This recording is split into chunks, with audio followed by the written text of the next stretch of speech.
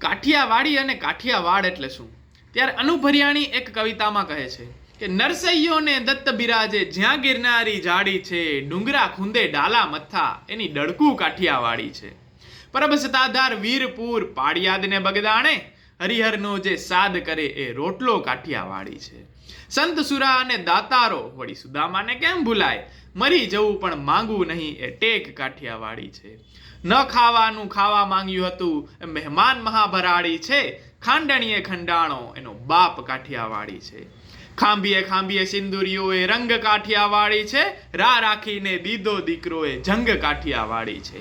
અહિંસા તણી આંધી ફૂંકી પણ સૂરજ નહોતો આથમતો, લાકડી લઈને તોપું તગેડીએ ગાંધી કાઠિયાવાડી છે.